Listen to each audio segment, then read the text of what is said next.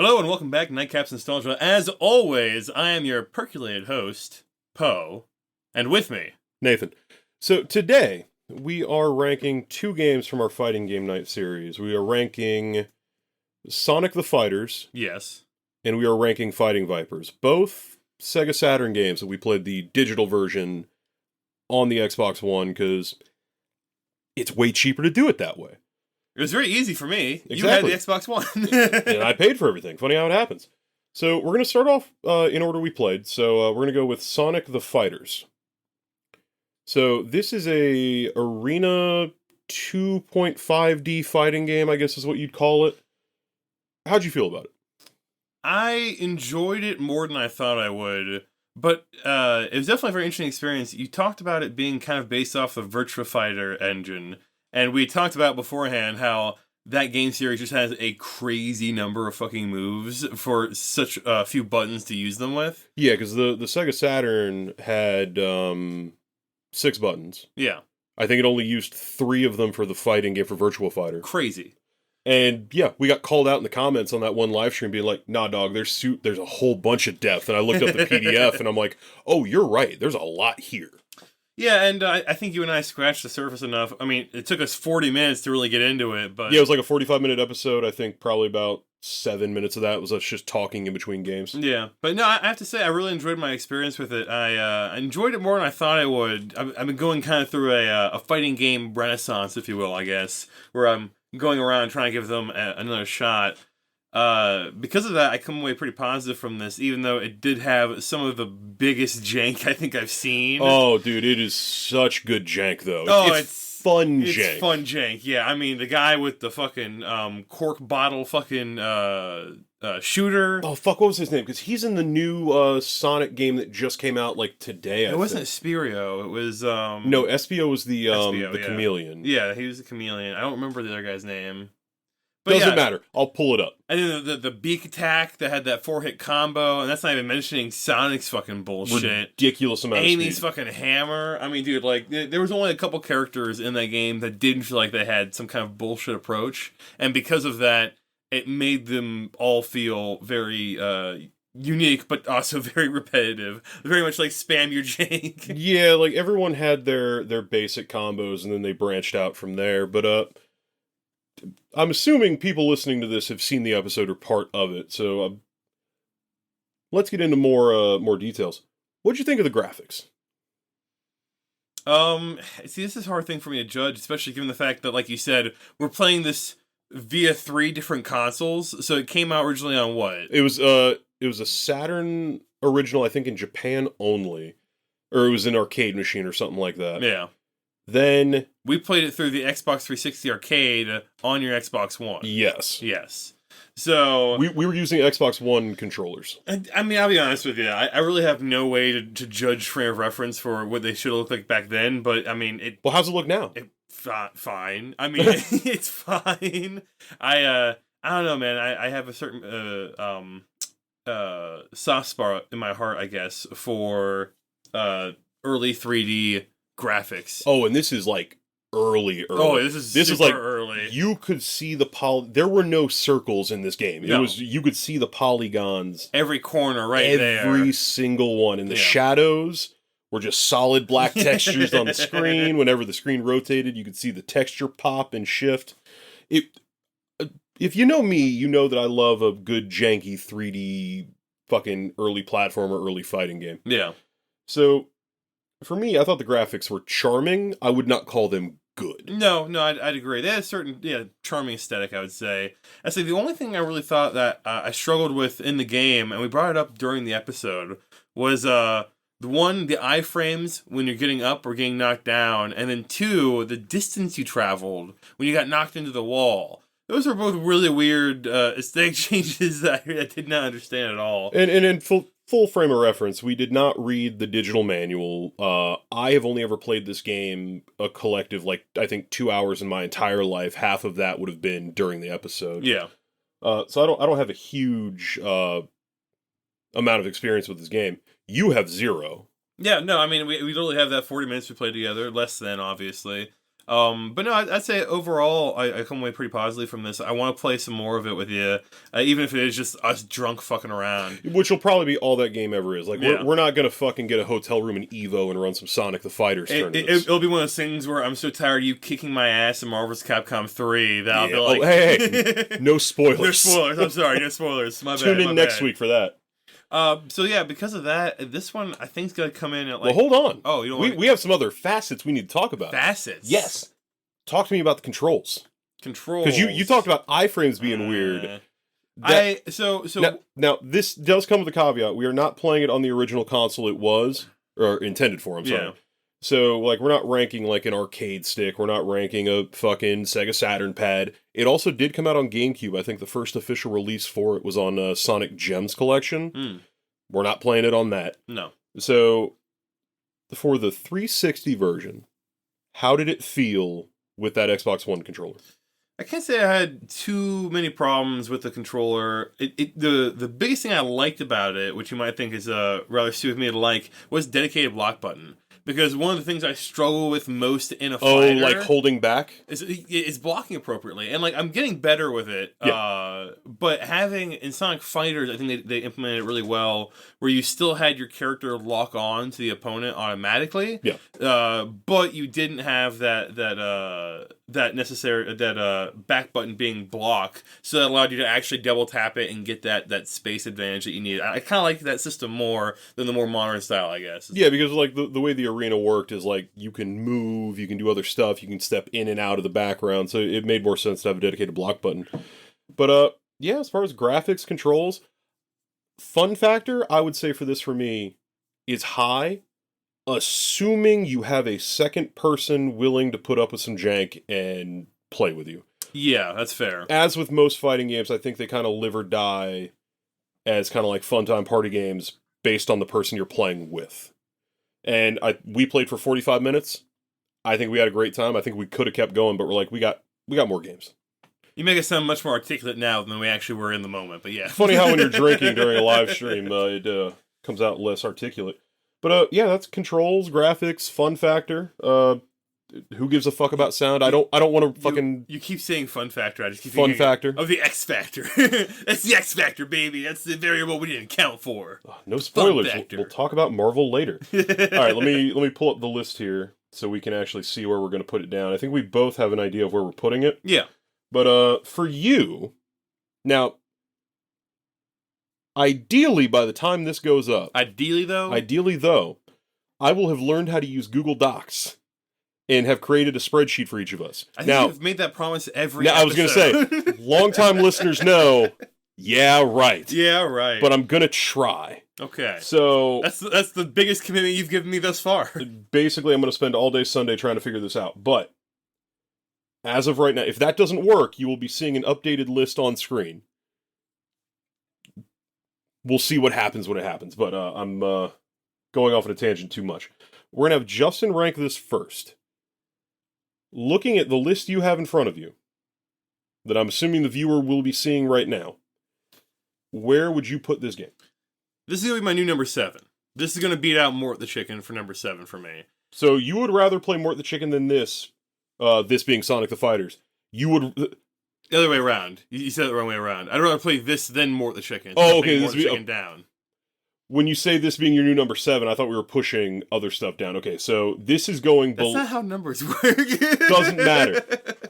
I just learned numbers yesterday. So this is going in between Detective Barbie and Mort.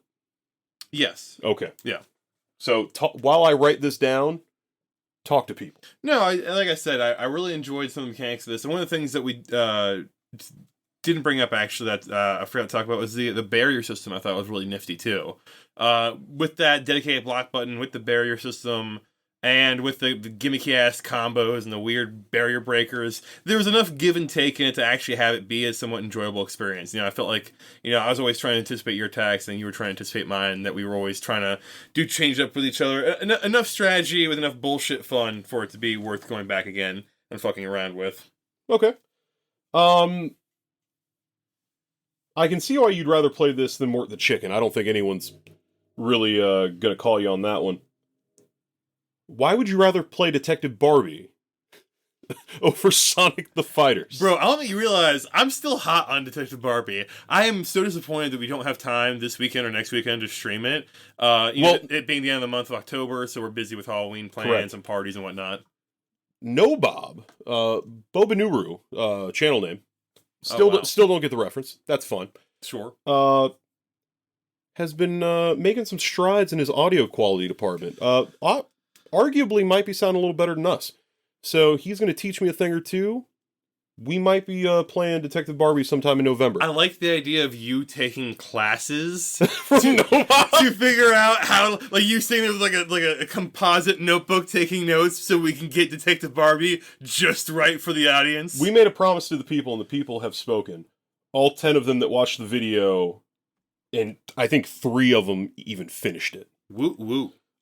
Who would have thought? Now, anything else? Final thoughts from you on Sonic the Fighters before we jump into me and my ranking? No, I think I said everything I need to say. Okay, remember how I said I knew where I was going to put it? Yes. I forgot. So let me look back at... No, I have an idea of it. So we're ranking Sonic the Fighters.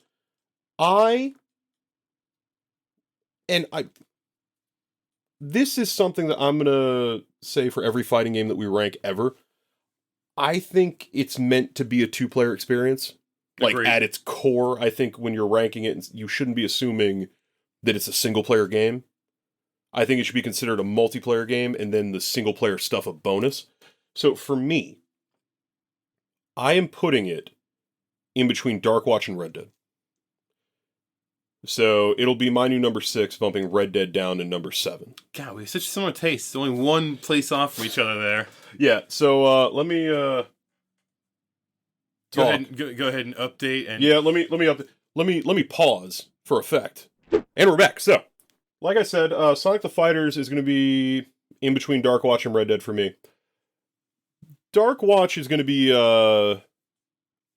getting re-ranked. Probably either the next episode or the episode after. Spoilers! It's a teaser, bro. It's a teaser, he says. Ba- You're dropping it in the middle of a fucking episode. I'm teasing. Anyway, no, Darkwatch is getting a re-rank because I have since replayed through the campaign on my own using light powers. We're about to go play some multiplayer tonight to kind of round out the experience. Hopefully. Definitely. We're not ending this weekend without doing it, but I digress. Tune in next week or the week after to hear those opinions. But today, I had more fun with you playing Sonic the Fighters than I did Red Dead. Mostly because we were on even playing field. Yeah. I think we either tied or you just barely fucking beat me in the final round. Yeah. Like, we were just going back and forth the whole time. I had a blast. Red Dead is one of those things where it's like, clearly you've been playing this game longer than I have, so like I need to have like a 3rd or 4th person in there for me to be able to shoot, so you're not just running away with every fucking game. I mean, to be fair, we're having trouble keeping with the AI sometimes in that game too. Yeah, so Red Dead, depending on how many people we get to play together, that may change later on, but as of right now, I feel confident leaving it there. Darkwatch, I think, is a better made game than Sonic the Fighters. I had more fun. How dare you? How dare you? Sorry. You're wrong. Sorry. You are incorrect. Well, that's why it's on your list in a different spot. That's why there's 2 definitive, wholly true and non-contradictory lists on your screen most likely right now, okay? 100%. Anyway, moving on. The next game we are going to be ranking / mini-reviewing is Fighting Vipers, another Sega Saturn arena 3D Virtua Fighter clone ripoff, whatever you want to call it. So articulate. I try to be. You know, I've been working on my my speech patterns here recently. So Fighting Vipers plays, think Sonic the Fighters, but faster. Yeah. The graphics look almost identical to Bushido Blades. Like, it's the same art style, just different characters. You know, something I had not considered until you brought it up, but yeah, no, definitely some similarities there. Except for the drawn art, which is garbage. Oh, yeah. The drawn art for the characters' faces on the fighting screen, oh my, like, you can visibly hear me go, oh god, like, when we loaded it up, just disgusting. I don't know why they picked that. Yeah, so Fighting Vipers, graphically, it, like I said, I think looks like Bushido Blade. It's early 2D fighting games. It's where Sonic the Fighters had charm because it was more stylized, like going for cartoonish graphics. Fighting Vipers was going for realistic graphics, air quotes, what they could do for the time. So the cracks show a little bit more. I agree. I was surprised they had the when they had the wall breaking animation for when you knock someone out of the stage. And I was like, oh, that's this generation where it's like the wall broke into just 4 large pieces and that's all you're gonna get. Yeah, we can't afford more polygons. Yeah. But like it was one of those games where like it was fast. I had fun with it. I think I had a little more fun than you did, but we were also coming like literally fresh off of Sonic. And to have your brain switch to a new fighting game type that you've never played before, I want more time with it, but I definitely had more fun with Sonic. And more fun with the other games we played. I agree. So my problem with this one is that I have kind of the inverse opinion of the blocking system. I think Sonic the Fighters having a dedicated block button was great. Yeah. This one, I hated it because the dedicated block button was a hindrance because the reason I have it is because you have to turn around to face your enemy anytime they get on the opposite side of you. It's usually not an automatic thing. Usually when a fighting game has a dedicated block button like that, it's because of that mechanic there. Which is awful because that means you get behind me while in the middle of my combo. I'm not even facing you. I did not like that at all. Bushido Blade does that too. Bushido Blade does, but Bushido Blade's a much slower game, I'd argue, than this. Oh, definitely. This is much faster. So having that split second where you're behind me and I can do nothing was really detrimental to me a couple times. Overall, I think it's okay. It just didn't have the same highlights that I really enjoyed out of Sonic the Fighters. Didn't have the charm. Didn't have the stupid spammy bullshit that I found with each character. It seemed probably a much more competitively viable game. Yes. If you and I both sat down and bothered to learn a character, I think this would probably be more closed when it comes to competition because it seems like it's had more thought put into that regard. But it's just not as that aspect's just not as interesting to me as the appearance of the game, I guess. Yeah. So for me, I'm not going to. I think it's definitely a more technical fighter than Sonic the Fighters is. The thing that I really like about Sonic the Fighters is anyone could pick up that controller, mash a couple buttons, be like, oh, hey, I know that Sonic character, and have a decent time with it. Yeah. There's depth there, but there's also a much easier level of approachability. Where with Fighting Vipers, it's okay. The whole gimmick of Fighting Vipers is everyone has armor. And that armor can be broken by certain attacks. And then once your armor's gone, it's gone for the rest of the fight. And there's a character model next to the health bar. And it shows like, oh, this is where you're getting hit. This is where your armor is, shit like that. So it's way more technical and you've got to be... It's a higher skill ceiling, I would say. Yeah, and a higher barrier to entry. That is a more apt way of phrasing it than I could have put. Yeah, no, exactly. I agree with that 100%. You and I might sit down with this again. If we do, I definitely want to delve further into it. But it definitely didn't click immediately the same way that Sonic the Fighters did for me. And like I said, I think it was because it was a more disciplined fighting game. Sure. Sonic the Fighters is definitely much less prone to just bullshit. I don't know, did you want to go ahead and rank it, or? Yeah, because we talked about the graphics. I mean, control-wise, it was tight enough, but it felt fine for me to control. I just didn't really have a character click with me the way that I would have wanted, I guess. Yeah, I mean, I had a little bit of luck with 2 different characters, like the fastest character and the slowest character, ironically. I had a little bit of luck with, but not enough where I was like, oh yeah, this guy's my guy. You know that feeling you get in a fighting game where it's like, that's my dude. That's my dude right there. Didn't have that with any of these characters whatsoever. The big guy didn't do it, the fast guy didn't do it, and no one in between really did it for me either. So, because of that, I think I'm actually going to put this one a little lower on my list than I thought I was. Okay. Where are we thinking here? Because I'm finding this out for the first time as well. We don't talk about rankings until we start recording. Rather deliberately. I'm going to put this below Super Mario Brothers for me. Okay, let me see your list. So in between Mario Brothers and Rule of Rose. That's going to be exactly where it goes, yes. The number is going to have shifted, so I won't say what place that would be in. But it's pretty low on my list. It's bottom quarter of my list.